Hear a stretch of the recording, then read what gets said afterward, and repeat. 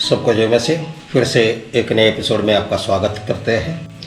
पिछले एपिसोड में हम लोग देख रहे थे कि एक प्रेरित कैसा होना चाहिए, उसके विषय में देख रहे थे। तो उसको आगे बढ़ाते हुए हम बताना चाहते हैं, बहुत सारे लोगों को हम जानते हैं और अपना घर संपत्ति बेचकर कलीसिया को दिया है, नहीं तो अपना घर में अपने ज़मीन में चर्च बनाकर कलीसिया चलाते हैं। आत्मिक और भौतिक रीति से आपको जीवन देने के लिए वे ऐसे कार्य को करते हैं। प्रेरित भेजा हुआ होने के कारण उनका अपना कहने के लिए कुछ नहीं है। केवल यही नहीं, कलीसिया के लिए अपना जीवन भी अर्पण करते हैं। इब्रानियों का 5:4 में, और यह आदर का पद कोई अपने आप से नहीं लेता, जब तक कि हारून की नाई परमेश्वर की ओर से ठहराया न जाए।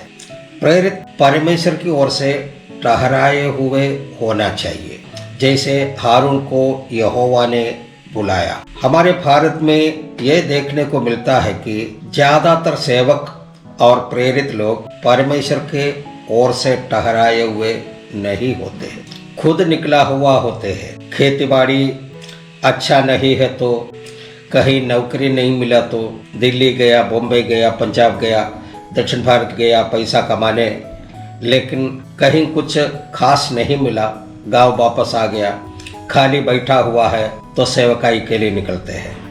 मुझे बहुत सारे लोग पूछता है कि मैं भी आपके संस्था से जुड़ना चाहते हैं, वहाँ आने से कितना पगार मिलेगा। उनको सेवा नहीं बल्कि नौकरी चाहिए।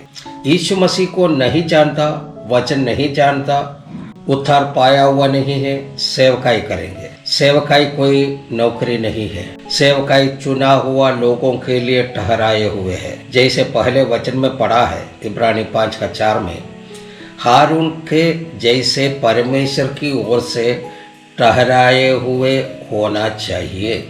इससे जुड़े एक और पहलू बताते हैं, जिसे परमेश्वर ने चुना और सेवकाई के लिए ठहराए गए, वही परमेश्वर के वाणी को अनसुनी कर कहीं भी जाए, कितना भी अच्छी नौकरी करे, कारोबार करे, विदेश जाए, कुछ भी करे, कभी कामयाब नहीं होंगे। उसको परमेश्वर वापस लाएगा ही और वह कहीं भाग न पाएगा, बल्कि उनके लिए परमेश्वर ने ठहराए हुए काम करने के लिए वो मजबूर हो जाएंगे।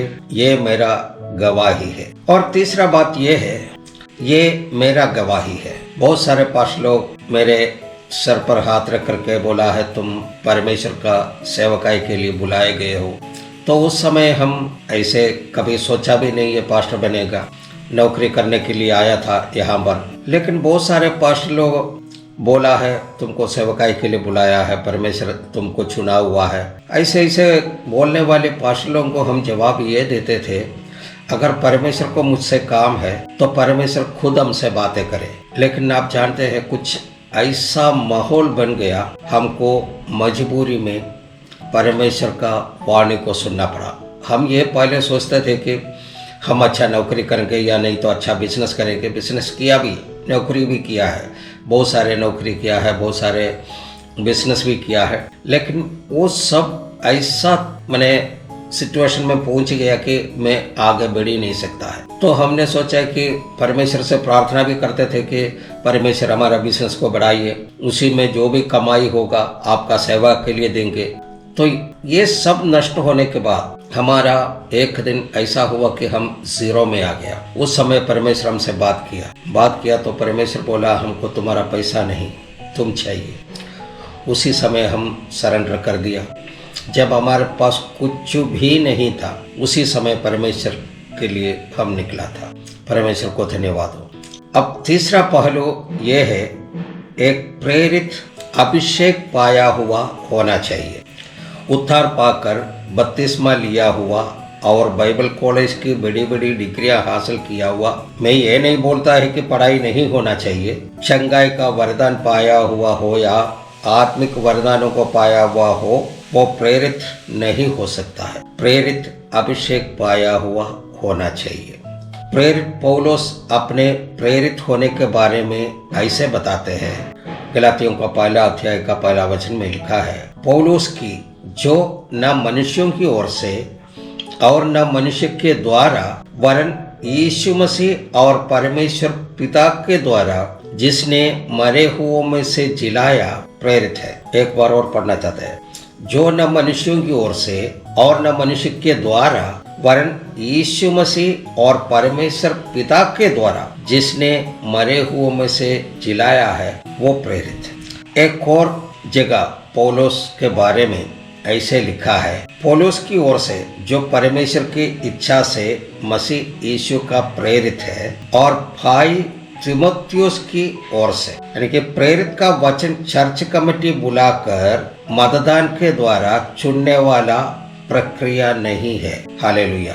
4-6 साल बाइबल कॉलेज का पढ़ाई के बाद दीक्षांत समारोह में उपाधि देता है, वो प्रेरित होने का डिग्री नहीं है। हमारे पटना में बहुत सारे लोग हैं, अपने नाम के साथ में प्रेरित अपोस्तल नाम लगाकर घूमते हैं।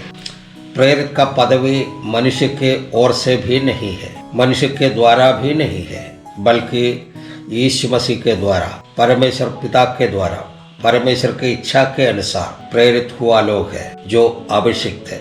अच्छा मोटिवेशनल प्रचार करने से नहीं, साहित्य मिलाकर प्रचार करने से नहीं, क्रूसेड या कन्वेंशन में भीड़ का मनोरंजन के लिए मजाक करने वाले प्रेरित नहीं बनता। हालेलुया।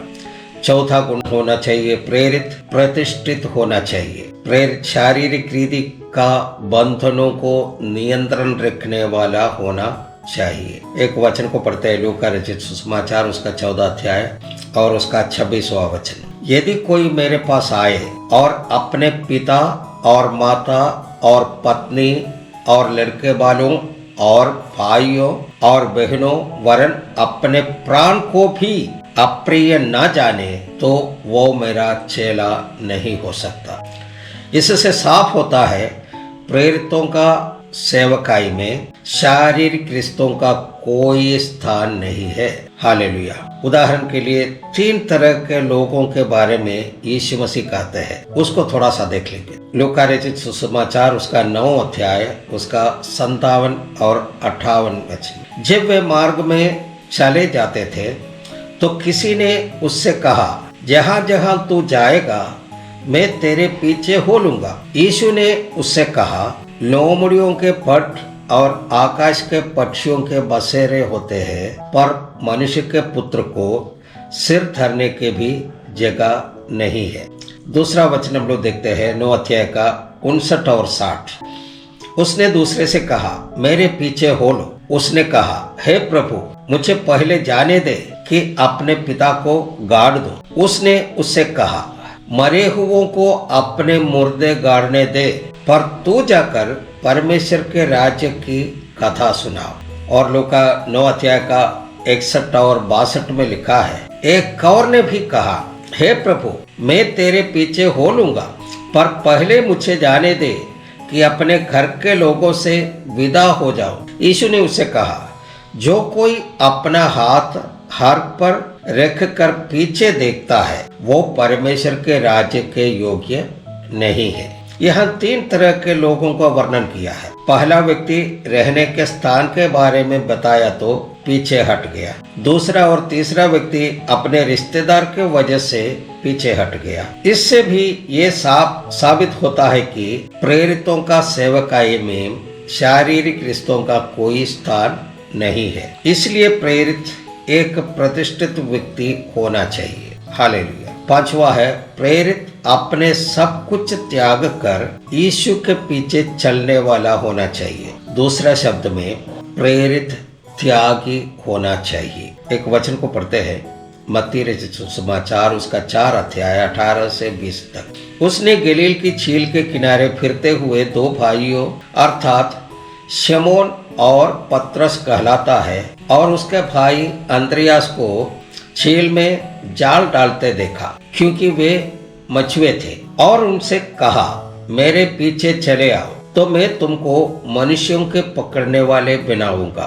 वे तुरंत जाल को छोड़कर उसके पीछे हो लिए। मत्ती 4 अध्याय 21 और 22 वचन में लिखा है, और वहां से आगे बढ़कर उसने और 2 भाइयों अर्थात जबदी के पुत्र याकूब और भाई यूहन्ना को अपने पिता जबदी के साथ नाव पर अपने जालों को सुधारते देखा और उन्हें भी बुलाया। वे तुरंत नाव और अपने पिता को छोड़कर उसके पीछे हो लिए। यहाँ हम देखते हैं 4 लोग, यानी शिमोन जो पतरस कहलाता है और उसके भाई अंद्रयास, याकूब और उसके भाई यूहन्ना।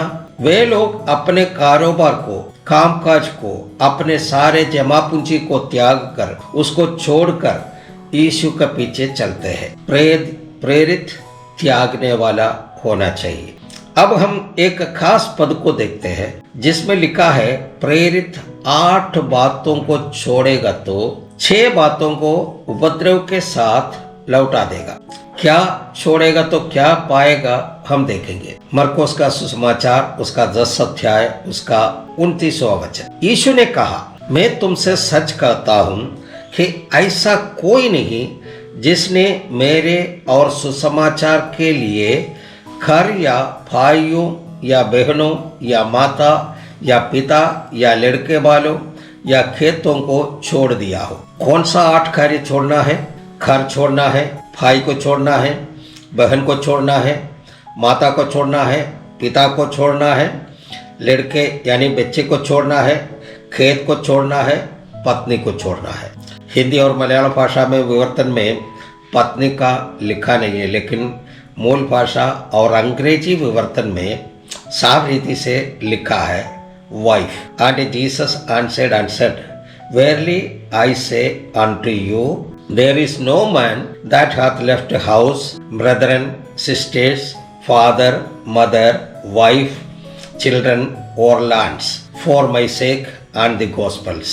ये साफ रीति से वहाँ पर वाइफ लिखा है, लेकिन हिंदी और मलयालम भाषा में जो विवर्तन किया है वो पत्नी को छोड़ दिया है। परमेश्वर के द्वारा ठहराया हुआ प्रेरित जब सेवकाई के लिए निकलते हैं तो इन 8 बातों को त्यागना है। हालेलुया।